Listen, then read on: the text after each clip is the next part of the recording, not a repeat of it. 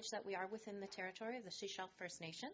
I'd like to thank you to our large audience and our media guests for being here today. This is the regular board meeting of the Sunshine Coast Regional District for Thursday, October 24th. We are starting a little bit late today, and thank you very much for your patience. We have an amended agenda in front of us, and I'm going to amend it once more. We need to add a 4E item, which is the North Thormanby Community Association. Okay? So with that, I'm going to look around the table. Are there any more additions before we have a motion to adopt the amended agenda? Yes, Director McMahon. I have an item of new business regarding water function. Okay. It's short. New business, Director McMahon, water function? Yep. Okay. I'm going to look around the table. Any other things? Director Ties, I had to look at your name tag there. Yeah, just an item of new business, and that would be the Remembrance Day flyby. Remembrance Day flyby. Day flyby. Do you have wings? Yeah. Are you bringing wings? Okay. Okay, looking around the table, any other items that any of the directors would like to add or staff needs to add that we may have missed in our very busy morning? We're good? Okay, great. Okay, so may I have a motion to adopt the amended agenda, please? So moved, seconded. Any further additions, removals, anything like that? Seeing none, I'll call the question. All those in favor? Motion carries. Okay, so first thing on our agenda is the minutes of our regular board meeting of October 10th. Wow, that was a while ago. Annex A, pages 1 to 19. May I have a motion to adopt? So moved and seconded? And seconded? Seconded. Are there any errors, omissions, additions? Everyone needs a moment. Seeing none, I'm going to call the question. All those in favor? Motion carries. Any business arising from the minutes? Yes, Director Seegers. Thank you. I just want to find out what's happening with regards to the transit fare review and youth and family pass implementation request before the end of 2019. Okay. I will go over to staff for an answer on that. Thank you for the opportunity to provide an update. Connected with BC Transit, they are currently doing analysis and expect them to be, they are scheduled to be here as a delegation at next month's Corporate Administrative Services Committee meeting. Wonderful. Thank you very much. Any other business arising from the minutes or unfinished business? Seeing none, we have no presentations or delegations today. We have a number of reports. So we're going to start with Annex B, the Planning and Community Development Committee recommendations. Let's see. Now, because we'll go through these one by one. We're going to start with PCD committee recommendations from October 10th. That's Annex B, pages 20 to 25.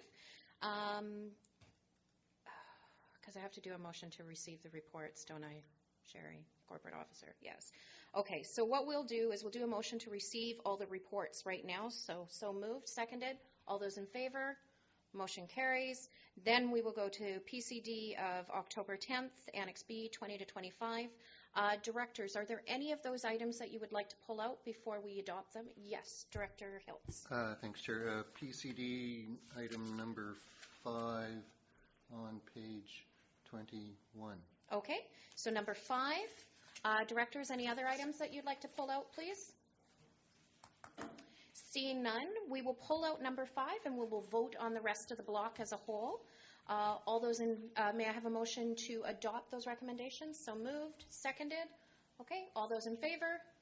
Motion carries. Okay, and Director Hiltz, over to you for number 5. Thanks, Chair. Yeah, I just wanted to tighten up that recommendation and have some language to insert following where it says District Lot 1354.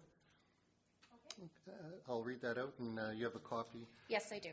So it just during the discussion and the recommendation, I was neglecting in citing the official community plan section, which talks about the trail aspect in the development of this property. So following District Lot 1354, it goes, as per West Howe Sound Official Community Plan Section 3.6, Williamson's Landing Recreation Policies 3. That's kind of how it's laid out in the OCP. So. Okay, so I hear you move that. Do I have a seconder for that? Seconded. Is there any further discussion on that? Staff have any questions on that helps clarify? Wonderful. Okay, any further? Nope. Thank you for doing that, Director Hiltz. I will call the question then. All those in favor? Thank you. So that has been amended. And so I will now ask for a motion to adopt that amended recommendation. So moved, seconded. All those in favor? Motion carries. Okay. Great. Thank you. Next on our list is the Infrastructure Services Committee recommendations, numbers 1 through 10 of October 17th, 2019, Annex C, pages 26 to 29 of your package. Directors, would you like to pull out any of those recommendations to debate separately? Nobody's making eye contact, so may I have a motion? Motion to adopt all of them. Okay, motion to adopt. Seconded. Any further discussion? Seeing none, I'll call the question. All those in favor? Motion carries. Okay, now we have 4A, the Corporate and Administrative Services Committee recommendations, numbers 8 through 10 of earlier today. Wow, that was just today. That seems like so long ago. Pages 29A of your package. Directors, would you like to further debate either one of those motions, or would you like to move the recommendations as both listed, or I guess 3 listed? Move them? Okay, so moved and seconded. Any further discussion? Seeing none, I'll call the question. All those in favor? Motion carries. Next up, we have the items from our corporate services. So we have 4B. We are looking at the corporate services CFO's corporate general ledger budget variance report. So this was referred from CAS, so it is within the CAS agenda if you're looking for it. And it is Annex D of the CAS. Thank you very much. So I will put it over to staff to present the budget variance report, and then I'll start a speakers list for any directors that have questions. So over to staff, who would ever like to introduce.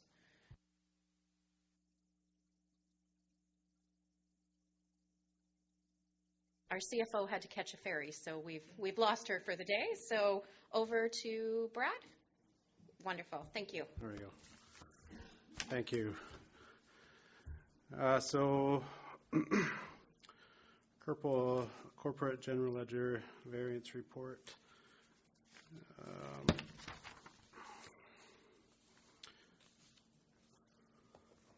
So this is a review of each service up to the end of the third quarter, so September 30th of the current year. Overall revenues and expenditures are generally in line with what we would expect to see at this time of year.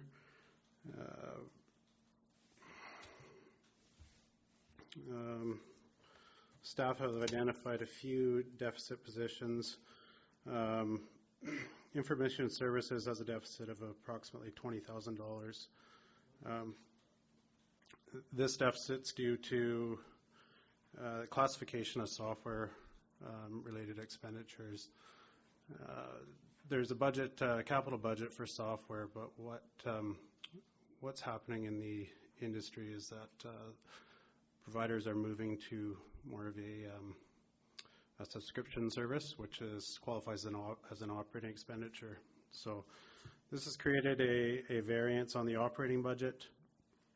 We expect that this will be mitigated at year end through the capital funding side of things, and there's an associated recommendation on the report to reallocate that capital budget to the operating budget for 2020 going forward to reflect the current trends in the industry and what we're seeing. There's no change to the funding source there within the budget. It's simply a reallocation from capital to operating. There are a few other minor deficits throughout: fleet maintenance, North Pender Harbor Water, a few of the wastewater plants, and joint use and community parks. Some of those will likely result in deficits at year end. Others will be mitigated through seasonality, timing of funding transfers and whatnot through the course of year end. So nothing of material significance that was found. We expect that, hopefully most of those will mitigate themselves by year end. Wonderful. Okay, so any questions from, yes, Director? No, I'm just going to make the recommendation. This is on page 217 from our CAS agenda this morning, that the Information Technology 2020 base budget be amended to reallocate the $50,000 budget for software licensing from capital expenditures to operating expenses to reflect the changing industry standard of providing subscription-based software as a service in place of perpetual licensing. Okay. May I have a seconder for that? Seconded? Okay. Any further discussion or questions on that? Yes, Director McMahon. I know I'm slightly off topic, but I'm wondering if we need to receive this report on a quarterly basis. A fair amount of staff resources go into preparing the budget variance report. Items that are severely in variance come to us anyway. So, should we move this to twice a year? Okay, that's a good question. We'll speak to the motion on the floor first about the Information Technology 2020 base budget to be amended. Any further questions on that specifically? If not, I'll call the question. All those in favor? Motion carries. Okay, and now Director McMahon, I'll put that over to staff regarding the maybe presenting this on a biannual basis rather than a quarterly basis. Semi-annual is clearer language. Yes. That's true. Okay. Semi-annual, not biannual. Over to staff. Thank you. So, to clarify, this is presented at the end of the second and third quarters, and then there's obviously year-end reporting through budget process. It is a significant amount of work from staff, and certainly at the committee's or the board's discretion whether or not they'd like to continue seeing these reports. Irregardless of that, staff will continue to do the work that we do on a monthly and quarterly basis in reviewing variances, and we'll be bringing forward any material variances that need to be brought to the board's attention. Okay. Director Seegers? So I'd like to make a recommendation that at the next CAS meeting, the topic of frequency of variance reports come back to the committee for discussion. Okay. And staff can then bring forward, how often we do it, et cetera, and we can revisit it at that point. Okay. All right. So I hear that as a motion. Can I seconder? Okay. Any further discussion? Seeing none. All those in favor? Motion carries. Okay. Are there any other questions or comments on the on item 4B on our agenda? Seeing none. I'm going to look to the corporate officer. We've done the acceptance. We've moved the recommendation, and we don't need to do anything else other than that. We're good? Excellent. Thank you so much. Okay. We will move on to item 4C on our agenda, which was also referred from CAS earlier today, and that's the status of operating and capital reserves from September 30th, 2019, Annex I of your package. Would our financial analyst like to... I'm just going to make a recommendation. Okay, sorry. Director Seegers. I'm just going to make a recommendation. That operating reserves be used to offset 2020 taxation for the Half Moon Bay and Roberts Creek smoke control services. Okay. This is something that's happened in the past. It's a small amount, the reserves are there. Okay, and so that's been moved. And is there a seconder for that? Seconded. Any further discussion? Any conversation or comment from staff? Nope. Great. Okay, we're being efficient for a change. No, just kidding. Thank you. All those in favor? Motion carries. Okay, item 4D, Director Hiltz? Yeah, I just had a question on the report on Okay. page 234. Am I on the right report here, 234? Oh, 234. I think so. It was about the policy. So I'm just clearing up language. It says investment, financial sustainability, and debt management. As far as I can tell, these are all under the one policy, and they're just subcategories within the policy. It's the financial sustainability policy, and those other pieces are embedded, and they're not separate. So I'm just kind of trying to line up my policies. So I will look over to staff. They are all separate policies. There's a debt management policy, an investment policy, and a financial sustainability policy. Okay. Director Hiltz, follow up? Yeah, could you have those dropped into our policies? Because we only right now have the financial sustainability policy in our, what are they called now? They're not arrow folders. They're they're the sync folders. The sync folders. The in-sync folders. The sync holders. Oh. Our board folders, maybe, our Yeah, our board board document folders. Just to have those separate policies put in there, that would be Okay. appreciated. Thanks. Thank you. Okay. Any further comments on that one before we move on to 4D? Seeing none, we'll move on to 4D, which was also referred from Cass earlier today, and this is the rural areas bursary history and process. So, we've already received this for report, so I'm going to look to directors or staff, whoever would like to jump in with a comment or would like to present this. Director Seekers? Thank you. I actually spent a little time with this agenda, so I'm a little familiar with it. Shocking, being the chair of CAS. Yes. So this came back at the request of the board because there was some question about whether or not the bursaries that are given out at the high schools now are sufficient. The amount varies. It's about each area contributes $600 to the program, A, B, D, E, and F, and then that money is used to give out bursaries. And I'm looking at what the amount is. $750 to the Right. 4 high schools. So this has come forward to ask the rural directors if they want to increase the amount so that the bursaries that are given out could be higher. Director McMahon. We've actually decreased the bursary. It was $1,000 in 2006, and we went down to $750, which is, right, but $750 doesn't go very far these days. So I would like to raise it to at least $1,000 and drop the requirement for an essay, and also ask staff to revise the criteria.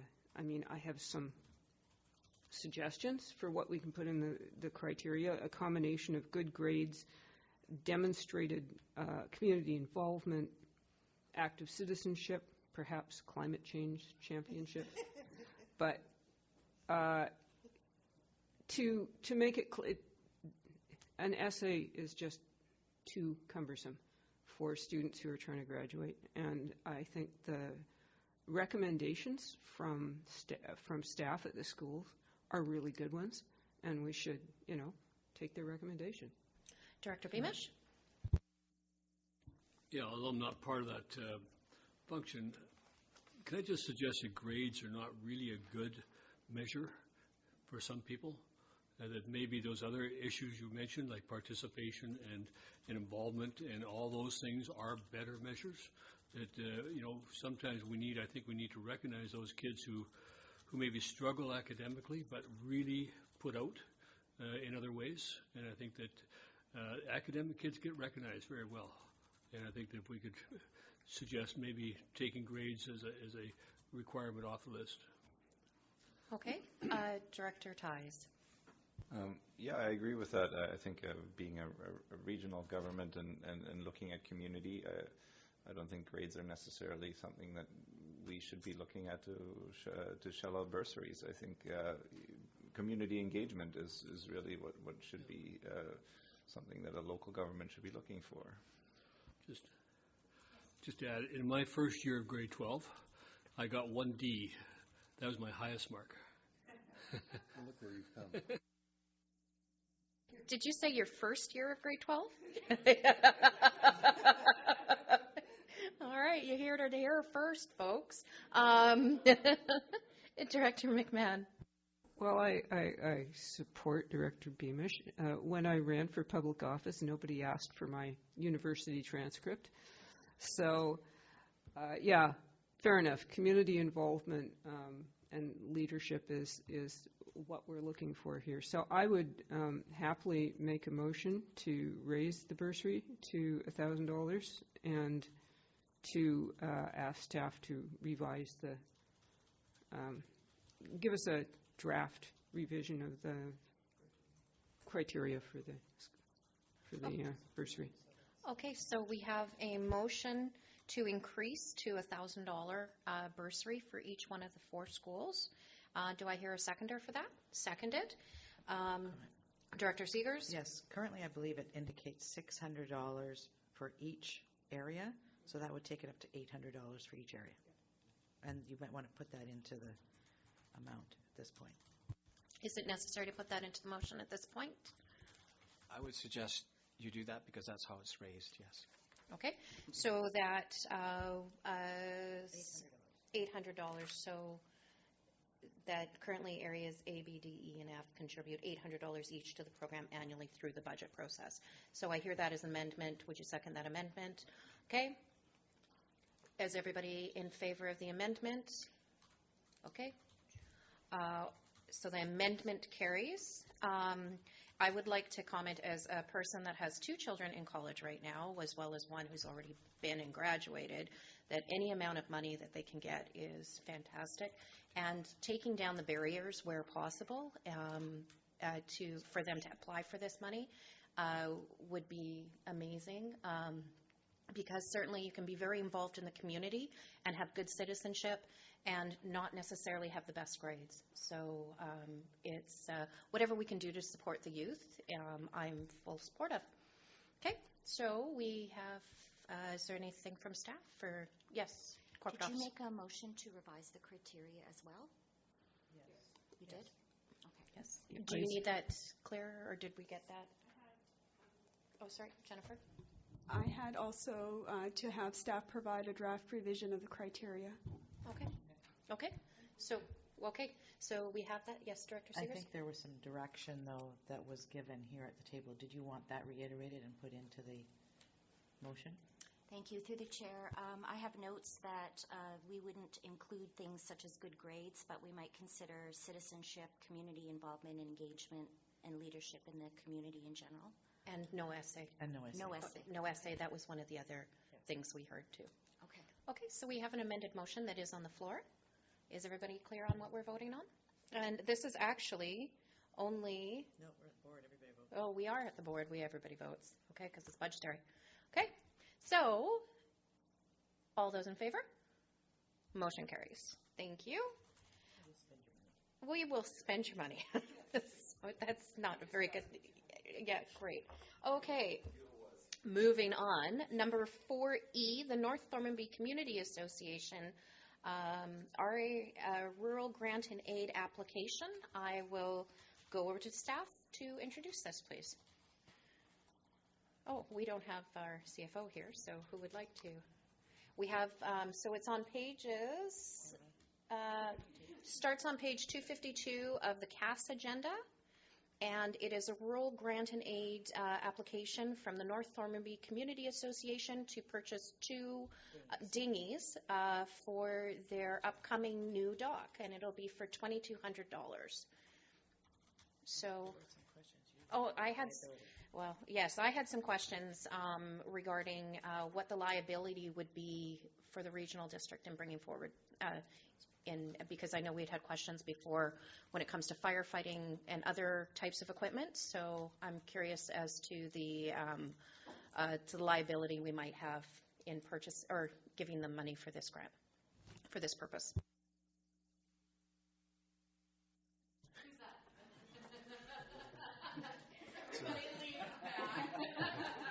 It's a collective effort, Chair. Staff have considered that there are risks attached to the project as described. It's not possible to quantify them. I suppose there is an offset of risk by having a clearer and more efficiently functioning float at the dock. Okay. That's, I mean, yeah. Yes, Director Hiltz. Yeah, a question. It's dinghy storage at docks is a common issue at docks. So I'm finding out about dinghy storage, which I never knew about before, but dinghy storage. So this is an attempt to solve the dinghy storage problem at the dock? That's kind of the intent behind it? This is actually purchasing dinghies. Oh, okay. So over to GM Hall. Thank you, Chair. So SCRD's docks, which were first a little bit of background, and then I'll answer the director's question as clearly as I can. For background, SCRD's docks were divested to the regional district from the federal government, never designed to function in the way that they do now, which is primarily recreational. They tend to have smaller floats, and boats will moor out, and then island residents particularly will have their personal dinghy for rowing out to their boat and maybe leave it on the float. And the consequence of that is reduced circulation space, which is particularly a problem when the float is wet. And so at one of our docks currently, at Gambier Harbour, the community has a community organized shared dinghy program that has resulted in typically only that one dinghy staying on the dock in a designated space. And that aligns with SCRD's ports operations regulations, which prohibit the storage of personal property, but communal property has been considered okay. And so in that one case, over time and involving kind of a culture change process for residents of the area, they have successfully managed to prevent the accumulation of private dinghies on the dock for the benefit of the community. And that idea was discussed with the Ports Monitors Committee as a possible solution for some areas where there, at certain times of year, had been an accumulation of private property. And so in this case, the Community Association has responded to the idea with a proposal to take that on. Thank you. Okay. Director Lee and then Director McMahon. They're asking for a grant to buy the dinghies. I guess they're not asking us to buy the dinghies. I think, wouldn't that give us one step away from being liable? I mean, when we give a grant, what they use it for is up to them, really. So we're not going to be the owners of the dinghy. We're just going to have given them a grant to partially fund the purchase of one. So I'll go over to staff to comment on that, please. Not being a lawyer by any means, but it definitely does, give a more arm's length association with the grant and the dinghy purchase. Yes, definitely. Director McMahon. I would like to speak in favor of this initiative with the proviso that I have absolutely no grant and aid money left, so I can't give you any money for it. I would say that Area B can fully cover this through their grant and aid. I double-checked this with a bit left over. So, Director Lee? I would appreciate it if you would accept $200 from Area A. It's awful close to our area, and I'm sure some of our residents do partake in your facility. I would be more than happy to accept some money from Area A for purchase in Area B. Thank you. So I'm hearing $200. Do I hear $4? No, nobody's. Yeah, no more cookies for you. Great. Thank you, Director Lee. So $200 from Area A with the remaining amount, I would say, to be funded from Area B. Okay, and so that is a proposed motion, so I'd like to have somebody move that, please. So moved and seconded? Seconded. Any further discussion or question on this item? Seeing none, I'll call the question. All those in favor? Motion carries. Thank you very much. Okay, all right. And yes, a lot of your residents do come up to my area, or come down to my area. I see their pictures on Facebook and Instagram. Okay, so that's it for that. We will now move on to Annex D, our Chief Administrative Officer's report as of October 24th, 2019. Over to the CAO, please. Thank you, Chair Pratt. The report outlines activities within the region since my last report on September 12th. Some of the items have been covered off in earlier agendas, but importantly, I must make note of an initiative by the board that has been much appreciated and welcomed by the staff. The staff have embraced the board's leadership regarding the organizational culture of collegiality and respect, both within the SCRD and with our community partners. This workplace atmosphere was exemplified by the Director's Appreciation Barbecue organized for staff on October 4th of this year. Feedback from the employees in attendance was extremely positive, and the sincerity of the Director's event was very much appreciated. So I definitely wanted to make note of that because I got nothing but positive comments. So thank you on behalf of the staff.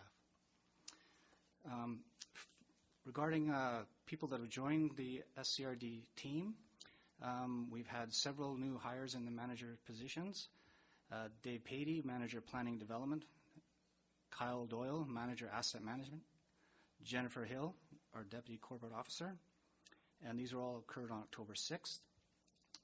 I'd also like to announce that Colin Ho has been hired as our new Manager of Financial Services, and he starts on November 14th.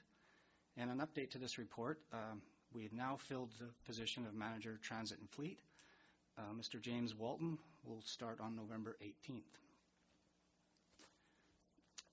Regarding updates on assignments of the respective managers, Manager Protective Services Matt Trite has now been assigned the responsibilities of bylaw and animal control. And Matt and I continue to be involved with liaison in the various fire departments, and we were wholeheartedly welcomed at the Egmont District Volunteer Fire Department practice back on October 2nd. And unfortunately, Mr. Parker is not in the room, but I would like to announce that our Senior Manager of Human Resources, Jerry Parker, has obtained his Chartered Professional in Human Resources designation, or CPHR. CPHR is a nationally recognized level of achievement within the field of human resources, so I'm definitely extending my congratulations to Jerry on that achievement.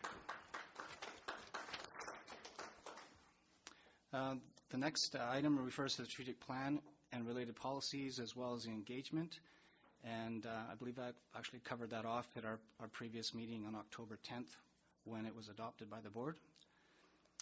Infrastructure management, again, the directors have previously reported on this. On September 13th, there was a tour of the landfill site. Regional collaboration and partnership. Since the September 12th meeting, I continue to meet with other local government agencies and community partners, as well as the bi-weekly meetings of our CAOs in the member municipalities. One of our most recent meetings involved being introduced to the new executive director of SCREDO, Colin Stansfield. We were able to introduce ourselves and discuss with him the various elements of economic development as it pertains to the Sunshine Coast and how that level of collaboration could be worked on with not only municipalities and the regional district, but other volunteer organizations and chambers of commerces, tourism associations, etc. So it was a very, very informative meeting where we exchanged a great deal of information. There was an 8th annual Back Road Trash Bash, and that was back on Saturday, September 21st. And again, another outstanding success with the volunteers in cooperation with our staff in the district. There was also the Elphinstone Beach cleanup, and this was reported on earlier, but I'd just like to state that this was something I've been working on with Director McMahon since I came aboard, and we were trying to find a solution to this problem. Well-meaning, it created a problem of how to take care of the bags that were collected by the well-minded community volunteers. So in cooperation with the search and rescue, a number of corporate companies that came up and stepped to the plate, which are named in the report here, along with cooperation of the District of Sechelt and their operations yard to hold or have a staging area for sorting. It ended up to be a good news story, and I'm pleased to report through all these efforts and coordination by our staff, including Matt Trite and others within the SCRD staffing, it's a happy ending. So I'm pleased to report that. There's another initiative of collaboration and cooperation whereby the Regional District Board of the SCRD met with the Cathat Regional District on October 3rd. It was an excellent venue to exchange information and best practices. Staff were also attended in addition to directors, and it was a real ideal situation whereby we could coordinate advocacy for the entire coast. So everyone involved, I think, was pleased with the topics discussed and the need and desire to actually meet on an annual basis at least going forward. So that was, I thought, was a very successful venture. Climate change and resilience. There's a small paragraph in here, but as the board heard previously, there's a lot of initiatives through the budgeting process, so I did not list them here. They were covered in the corporate administrative services meeting. Advocacy, what I've highlighted here was, again, mentioned by the directors in previous meetings, the UBCM. I thought that was an excellent opportunity, and we've talked about this, and perhaps even next year's UBCM, we could even have more collaboration on topics that we wish to bring forward, not only for the Sunshine Coast Regional District, but also in cooperation with the Cathat Regional District, where we share some of the similar initiatives, like the highway and ferries, for example. So again, I just wish to highlight that I felt that there was much more impact when the mayors and chairs, for example, both participated in meetings that were arranged with both ministers and ministry staff. So I thought it was very successful, and staff continue to follow up on those initiatives, including follow-up meetings, which have yet to be scheduled. So that concludes my report, and I'd be pleased to answer any questions. Thank you, CAO. I'm going to look to the directors. Any questions? Director Hiltz. Thanks, Chair. Yeah, it was on page 32, the climate change, the legal seminar. That kind of drew my attention about the legal aspects of climate change and resiliency. If there's details about that, or like in-house, out-of-house, just I'm not sure. I'm interested. Through the chair, thank you for your question. The basic format of this legal seminar is, in this particular topic, is to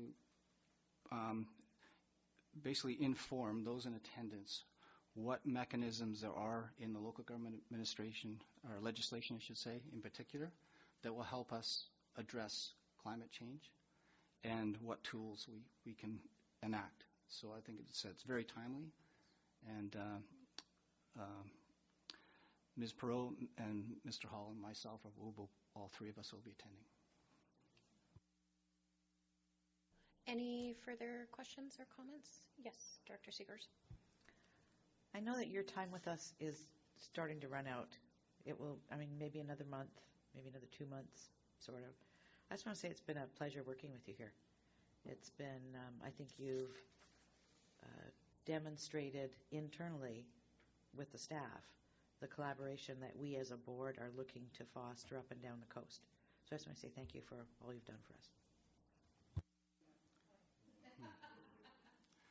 Well, thank you for the kind words, and the mutual respect is there. I really enjoyed working with the staff and the board, so thank you for that. Directors, any other questions for the CAO for his report? All right. thank you so much, and we all echo Director Seeger's words. It's been such a pleasure to have you here, and we know we'll have you for a little bit longer. So don't say goodbye yet. And yes, so do you want to give do you have a couple of minutes to give a report before you have to go? We're just going to move down through the agenda to our director's reports because we have no communications, motions, or bylaws. And I'm going to go to our director from the town of Gibsons because he's going to give his report and then fly out the door. Thank you. I have another meeting at 3 in Gibson, so I'll try to be brief.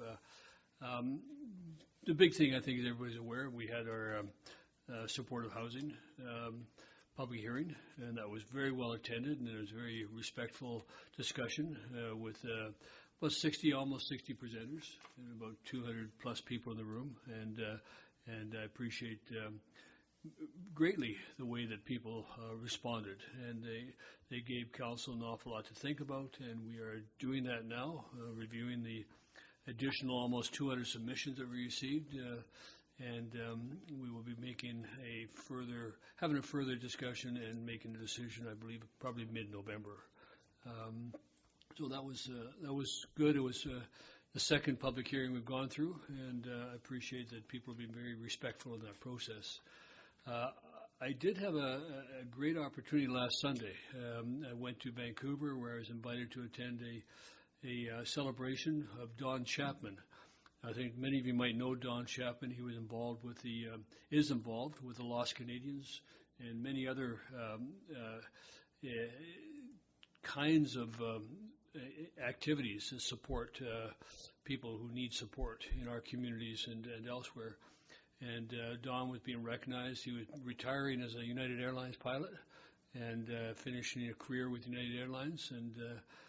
But the primary numbers of people there recognized him for his role, leadership role, and being a very strong irritant to the federal government relative to the Lost Canadians. And it was very well attended, and I was very pleased. Myself and one other member from Gibsons were present, and very pleased to have had that opportunity to do that. I haven't seen Don for a few years, and it was good to rekindle that relationship. So apart from that, I'm trying to recover from cold and a couple other ailments, and I'll continue to do that. Tomorrow I'll be going to the Howe Sound Forum. And on Saturday, if you're around Gibsons, I foolishly agreed to participate in a play with the Driftwood Players. So at 5:15, 6:15, and 7:15 tomorrow night on Wynn Road in front of the museum, we'll be putting on a play. And if I see any familiar faces in the crowd, I'll be appreciative. Thank you. Take care. Thank you very much, Director Beamish. Is this your last meeting with us, or not quite? No, I'll be meeting with you in November as well, and I will not be attending the final meeting in November, and David will be at that one. I have to be. Actually, it's a one-day workshop at the Center for Dialogue in Vancouver on engagement and how to engage with your community. And I'm looking forward to that, so that I'll be participating in that there. So. Okay. Thank you. Great. Well, thank you very much, Director Beamish, and have fun at the rest of your meetings today. Thank you. Okay. All right. So we'll go across the table, but right next door to Gibson. Well, not quite next door, but Roberts Creek. Thank you, Chair. Well, my cousin was married, and since Tim Howard took the honors of reporting my last director's report, and really, I haven't done anything since. I'll leave it at that. Thanks. Thank you very much, and thank you so much for the photos you sent us from Portugal on the beach. That we were very appreciative of those, because I think they came in on one of the rainiest days we've had this year. So it was very much appreciated. Yeah, I know. It's just sharing is caring. Okay, how about over to West Howe Sound and Director Hiltz? Sure, thanks, Chair. Tomorrow's Howe Sound Community Forum, hosted by the District of Squamish at the, I can't remember, it's called whatever the center is called, I can't remember now. So we're going up there. And on Saturday, I'm going to visit Gambier Island on the off-grid kind of areas with Matt Trent, the manager of Protective Services, and some Islands trustee people, so we're going to get a sense of what it's like to be off-grid and off of everything actually over there on the island, and understand about fire protection. And I'll just talk about the Gibson's public hearing on supportive housing, which many of us were there. It was a well-run public hearing, very good discussion, and thoughtful and considerate. So yeah, I think Gibson's did a really good job, and Mayor Beamish, I think, set off the tone really well at the beginning by setting the stage of how to conduct that public hearing. So yeah, thankful for that. Yeah, thank you. Thank you, Director Hiltz. I'm going to go to one of our directors from Sechelt, Director Lamb.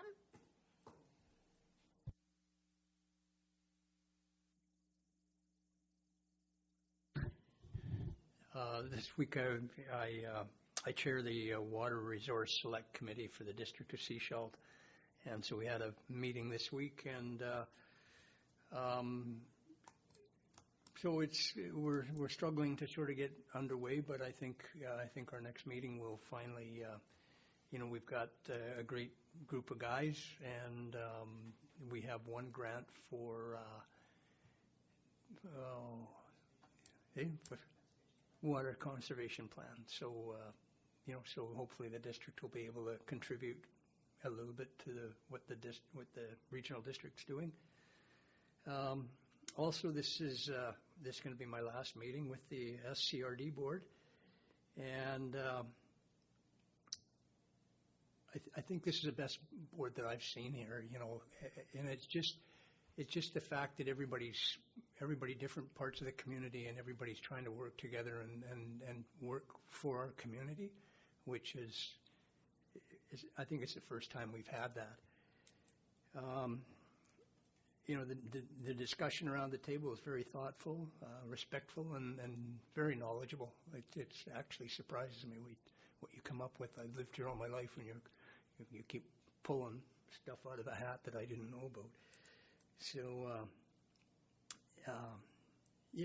So, and there's a huge appreciation amongst us here for the appreciation for our community. It's pretty cool. Just it's where we're going, and we appreciate the life that we get to live here. It's a pretty special place.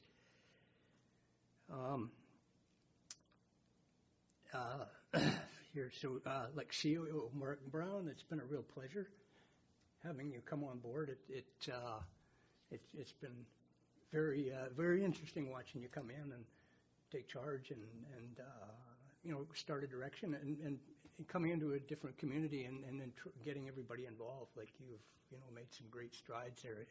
Getting the different the Gibsons and the whatever each community seems to, we're heading in a good direction there. You've picked up on that, and then the staff here at the regional board has been hugely supportive. I mean, we've got a bunch of rookies, first time around kind of thing, and the support's been excellent, and appreciate your hard work. I know you've been understaffed at times, and it's just I appreciate you stepping up to the plate. And then so anyways, Alton Toth is going to be my replacement, and he's going to be a great asset to this board. So he's going to put some youth on it. So and he brings good energy, and he's a pretty smart cookie. So good. So that's me. Thank you. It's been such a pleasure to have you here, Tom, and I know we made you come out of your shell and made you eat a little bit more greens at lunch, and but really, really appreciated having you here, and you will be missed at this table, but we know that you're just down the road, so we'll hassle you down there every once in a while. Okay. Thank you very much, Director Lamb. We'll go over to Area A and Director Lee. Thank you, Chair. I've been attending community meetings like usual with FARA, our Residents Association, with the Chamber, and of course with Rotary, which is always fun. I wanted to to comment on a few of the issues that are consistently talked about there. The fact that there's no yellow lines on our busy secondary roads in Pender Harbor it seems like a funny issue along with potholes, never ending. But Area A is a little different. We have a lot of 5-kilometer plus roads that connect communities, and they are run at highway speeds. They're not secondary roads. There's heavy traffic on them.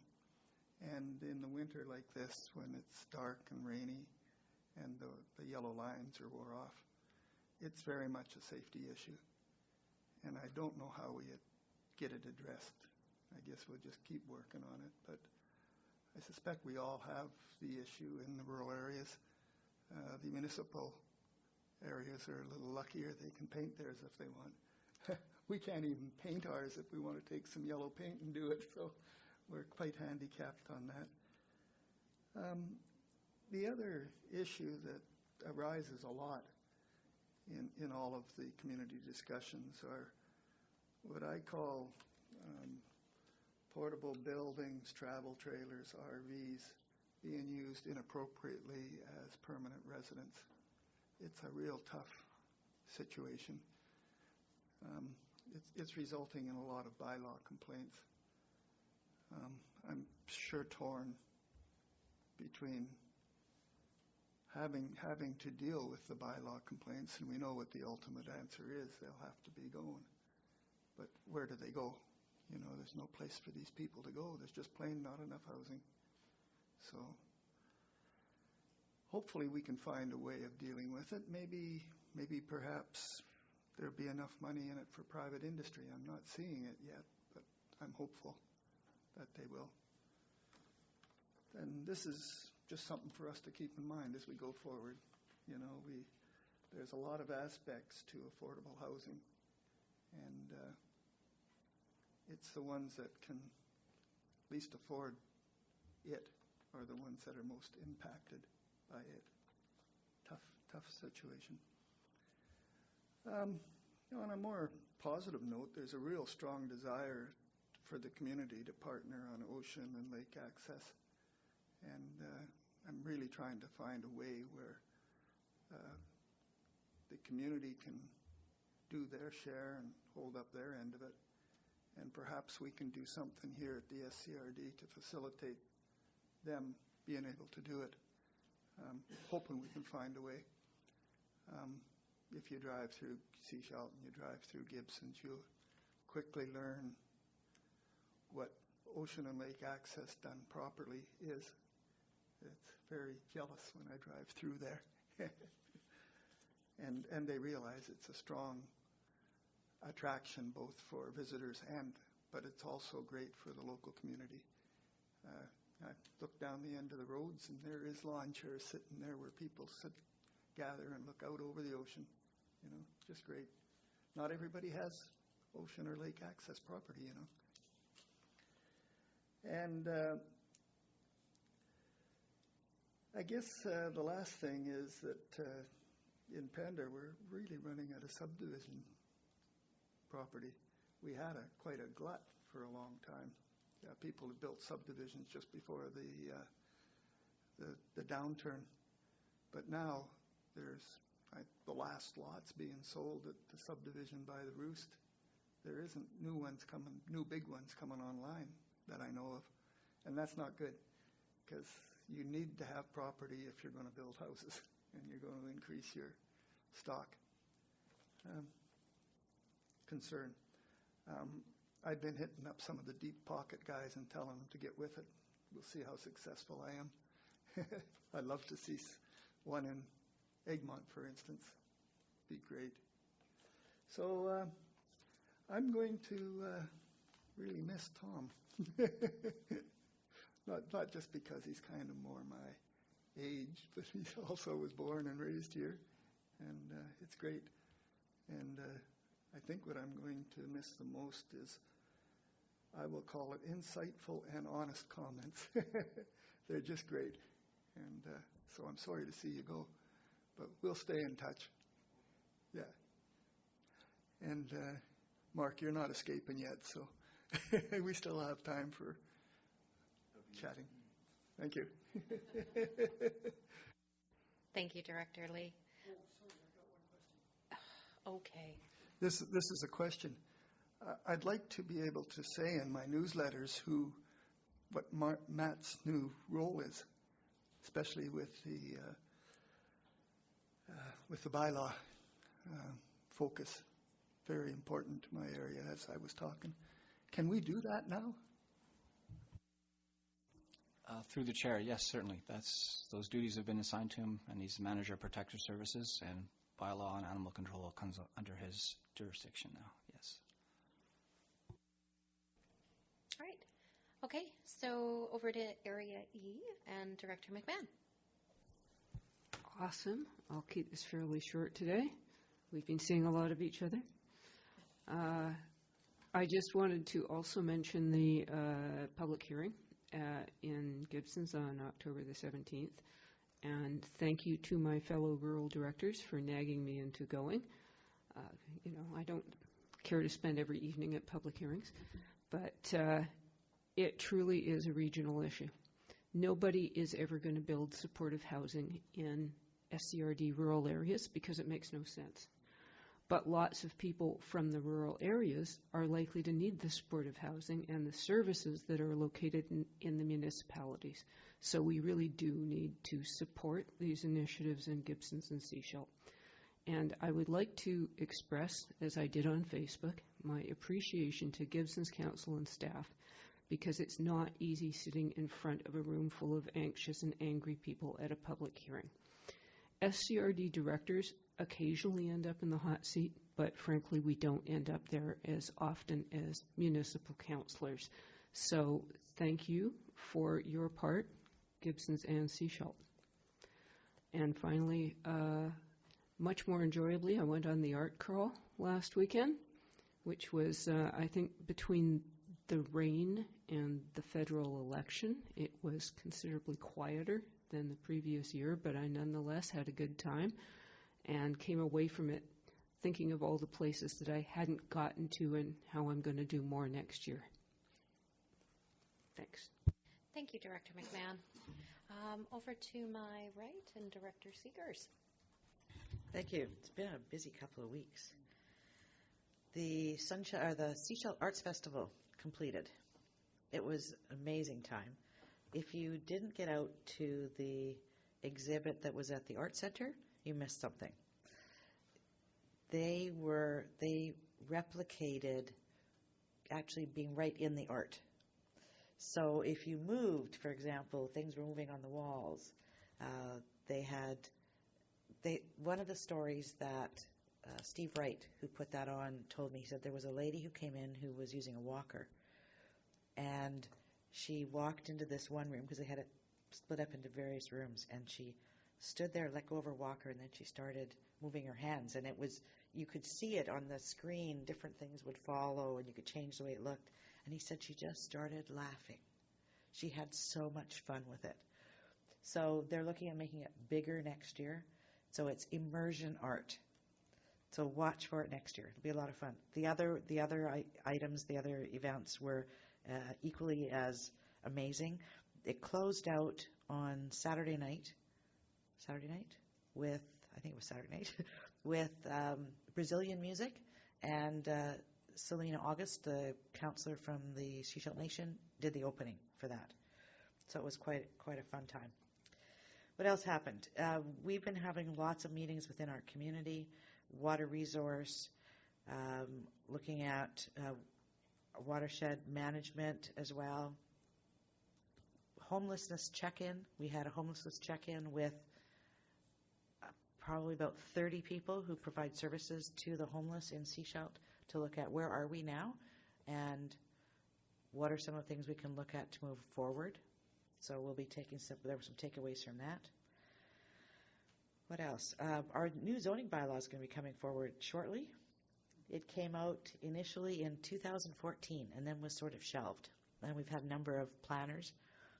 When our new planner that we poached from the regional district came on board, he asked, is this a priority? Because it's in our strategic plan. And we said, yes, it is a priority. So they have been focusing on that. And we anticipate that it's going to be coming forward with a permission to proceed sometime in the next month or two max, probably late, beginning of December at the latest. And then what we're going to do is we're going to send it out to the community associations for feedback from them first. So they'll get feedback. We'll give them sufficient time to go through it, give us feedback into that. I mean, they're familiar with their own areas, and so they'll look at those and be able to give us very specific feedback on that. That'll come back, and then we'll go to first reading. So this will be really exciting. What they're looking at doing is actually bringing our zoning bylaw from, I believe, 1987 or something, in line with our 2011 OCP. So we're going to have some more alignment there. Another one that we're working on behind the scenes is our subdivision and development control bylaw. There's actually a workshop next week where we're bringing in community, special interests in the community. So developers, for example, to come in and look at it, get some input. So it's not out to the public yet, but that will happen next week. So what else? What's happening in the district of Sechelt? Community Amenity Reserve Fund and Affordable Housing Reserve Fund. While we've been collecting money for these, we haven't actually set up official reserve funds. So those are in the process of being set up right now. We're also going through a policy. Came forward at Committee of the Whole on Wednesday to look at what will that look like if a developer comes forward in our community. So we're actually putting dollar amounts in so that there's a little more certainty around that for people in the community. The EV charging stations that are at Trail Bay Mall, we're turning them back over to BC Hydro. When BC Hydro first was looking at putting a series of them up and down the coast, they didn't have the internal infrastructure to be able to maintain them and manage them. So they approached municipalities to see if we would take them on. So we did. They now have changed their internal structures, and so they can take them on. The one that's there right now is a fast charging station, and they're going to add another one as well. But they will then maintain them and continue on with them. As Councillor Lamb indicated, this is last meeting, it will be Councillor Toth, who will be the director, and then Councillor McLean will be the alternate. So we'll have the two alternates, Councillor McLean and Councillor Rowe, and they'll be here for the beginning of November. Hang on, one other meeting here. Planning and Development Procedure Bylaw. So we have a bylaw, right? Amendment bylaw right now. Currently, our process is that we do some referrals in the community, do first reading, and then we go to public hearing. We're finding that's not very efficient. It doesn't allow us to incorporate the referral information or community input into the actual development that's coming forward, the proposal. So the amendment that has been proposed is that we change it from, we have first reading and then we go out with referrals, have second reading, incorporate that and the feedback we have from the community, and then go out for public hearing. Makes a little more sense inside of the process. One final thing I want to mention, it's probably already in the paper and on the radio. We had the opportunity yesterday afternoon to give out some checks on behalf of the Community Forest Legacy Fund. So we gave $100,000 to the Art Center to replace the roof, $100,000 to Roberts Creek Community Association for their roof, for the hall. Rotary Club, $35,000 for automated external defibrillators for deployment up and down the coast. And then we provided another $10,000 to CIA for the totem pole carving. So the community forest has actually funded the whole of the totem pole carving. So it's been $40,000 altogether, and so this was the final 10. They were a little short in what they asked for initially, so they came back and we've provided the additional. So I think that's enough for me. That's my report. Thank you. Excellent. Certainly, Director Lee.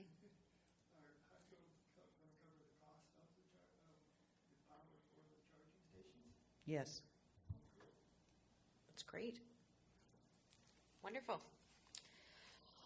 Okay, so I will finish up the director's reports. I've got a couple of things I just wanted to mention that haven't been mentioned through anybody else. Last Friday, Regional Hospital District. I meant for that one. Yeah. What's that? Oh. Okay, so we had a couple of meetings with VCH. One was our local government, the representatives from each of our areas here on the coast, as well as some other community organizations, to discuss emerging issues. And we had Karen Olson from VCH was out to speak with us, and it was a really good conversation. And then immediately after that, Director McMahon and myself and our CFO attended a regional hospital district meeting. So we had from Squamish and from Powell River and ourselves, and a smaller meeting discussing budgetary items.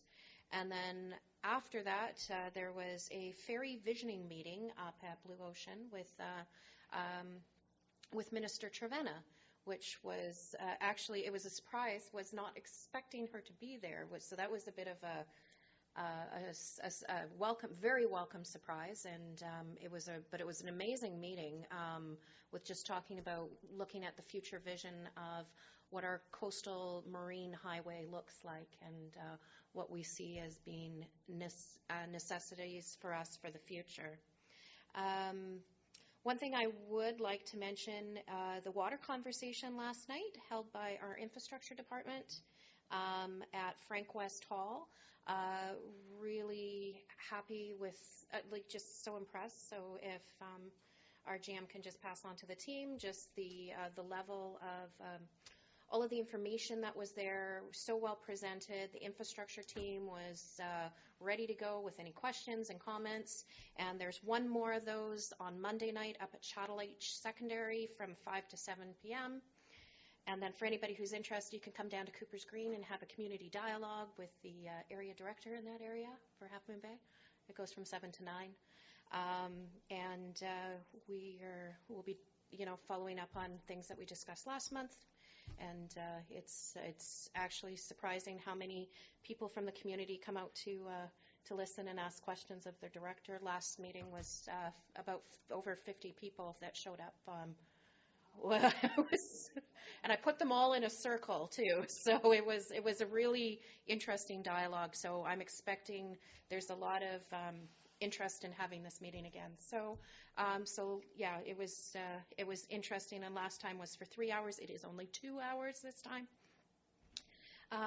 But one thing I did want to just take a couple of minutes to just comment on. As this is our last board meeting before we hit our 1-year mark, and we have our next elections. That's looking at the corporate officer for a nod on that, because November 12th is when we do our next board meeting. We have our board elections again. And so we've been at this for just about a year. And so I just wanted to take a minute and just comment. I think one of the themes so far I've seen from this year is so eloquently captured in these lovely pens that we took with us to UBCM in our packages, and it says, Sunshine Coast working collaboratively. And that's really what we've tried to set as a tone from the elected directors, and what we heard so clearly from the community during the election process. And for the last number of years, is they wanted us to work together on as many things as we can, and we hope that is that's the error that we're imparting onto staff, and it's we want to work on increasing that positive working culture across the Sunshine Coast, and I just have to say, just thank you all for thank you to my directors, thank you to staff. For all of the support and the willingness to work together on everything that we're doing, and listen and be open to the conversations. We've had a really interesting year so far, and we know we're going to have an interesting 3 more in this term. And we've got a lot of big issues, and as we saw in the CAS proposed budget coming up for this year. I mean, it's substantial. There's a lot of things that we need to take care of, and we know that, and we're prepared to do that, being bold and deliberate in our decision making and being courageous. I'm so happy to have our strat plan done and adopted, and to help direct staff, but also to continue to set that tone for the court as we move forward.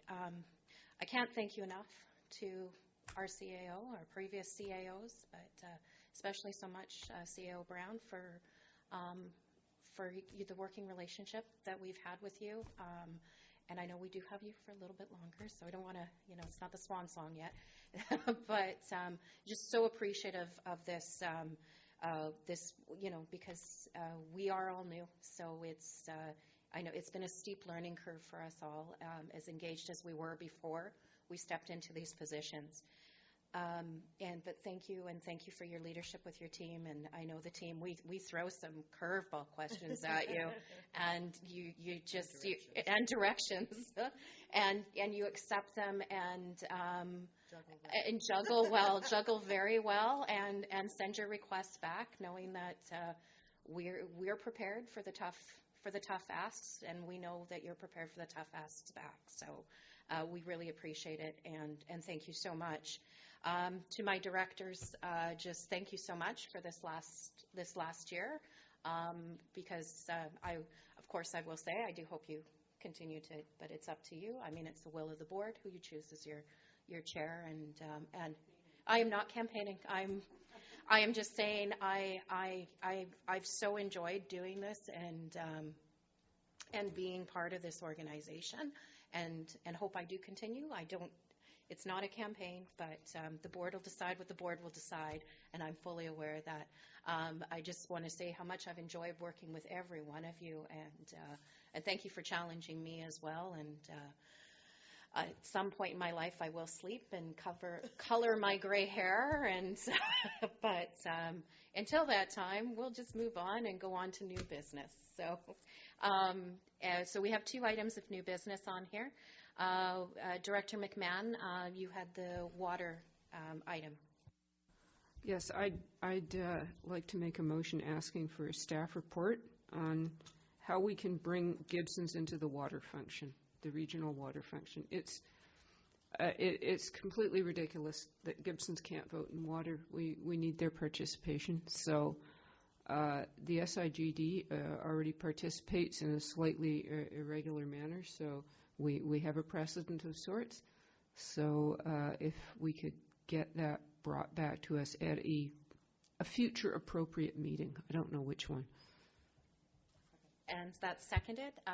And did you want to comment on that? Okay, perfect. So I'm going to look to staff and see if you need any further direction on that. That's perfectly okay, wonderful. Any further conversation on that? Seeing none, I'll call the question. All those in favor? Motion carries. Next up, we have Director Ties, the Remembrance Day flyby. Yeah, thank you. I think my question was answered through an email, but I'm just wondering if anybody has any experience as to who needs to be contacted on if you want to have the flyby at Remembrance Day to be below the specified 1,000 foot minimum. I think it's NAV Canada, I think, or something. But we can talk. Okay. I know who to contact. All right. Or how to get access. Yeah. Okay. Thanks. Or just go up to Pender Harbor. Up in Pender Harbor, we used to, when Captain Bill Thompson used to have a yellow biplane, and he never planned it. He just always by accident, he was out flying the plane, and there's a couple of times it happened directly at 11 o'clock on Remembrance Day, just because it was, and then he got asked to do it, and then after he passed, the plane passed away or got sold. But that was an incredible thing to see at Remembrance Day, and so yeah, it's a neat thing. No, Captain Bill was not a rule follower. Okay, so with that, we are going to move in camera, so we'll make the motion to move in camera, and then we will ask for questions from our very patient audience and media. So can I have the motion that the public be excluded from attendance at the meeting in accordance with Section 91A, C, D, E, I, K, and 2B of the Community Charter, please? So moved and seconded. All those in favor? Motion carries. Over to Sophie. Do you have any questions? I guess just curious, given the comments about the CAO, if there are any updates with regards to hiring permanent CAO. There's no update at this time. There will be one forthcoming soon. That's about all we can say. As soon as I can tell you anything, I will tell you. That's all I can tell you. Sorry. Yeah.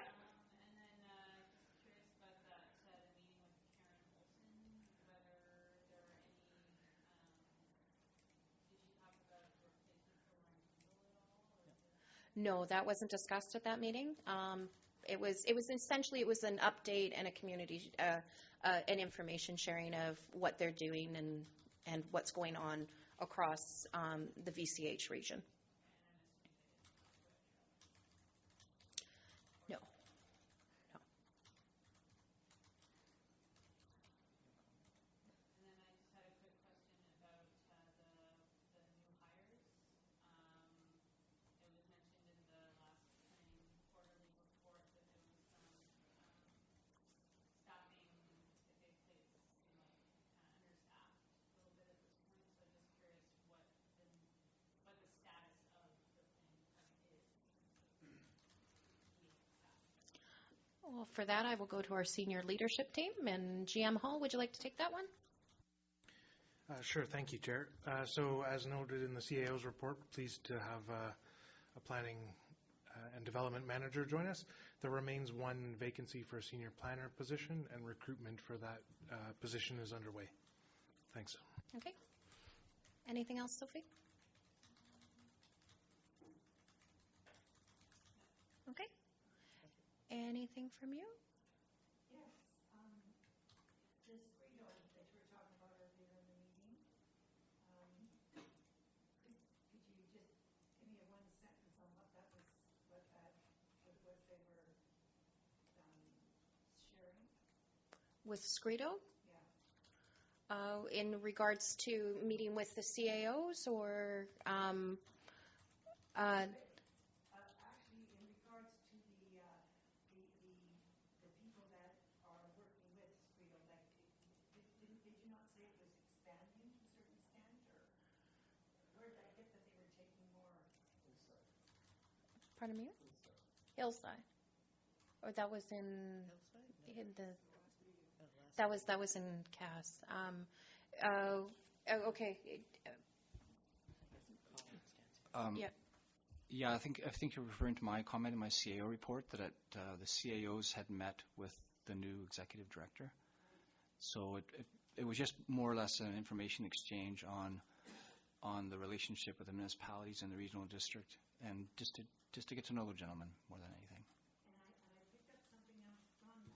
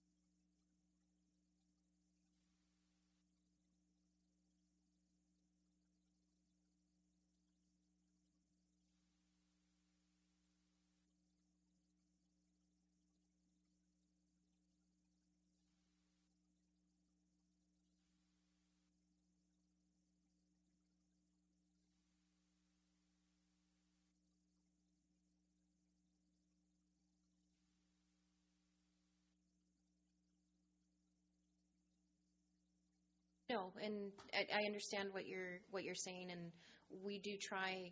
I mean, doing the board barbecue for the staff, that was, it's a method of outreaching with all of everyone, and making sure that we see what they do for our organization and our community as a whole, and value that. More than that. Yes. Good ideas from them. Yep. Let them become working partners. Yes. Because they get to know. When I did janitor work, I often knew who was sick. I knew a lot of things about the people there, and had things to offer which have, since I left that job, have paid off with my family, with my community work. All that you learn wherever you are, you can contribute to the community. And hey, every little bit helps because you're doing so well. Yeah. Things are just going so well now. I'm so pleased with how it's going in Gibson's and here, and it's just great watching everybody talk, and also being allowed to be heard. It's just huge. Thank you. Well, and thank you for speaking, too. Okay. Well, thank you, everyone. It is stand-up time. Before we stand up, though, Jerry missed his ovation earlier. So, we could do a standing ovation as a congratulatory, as we stand and stretch. Yay!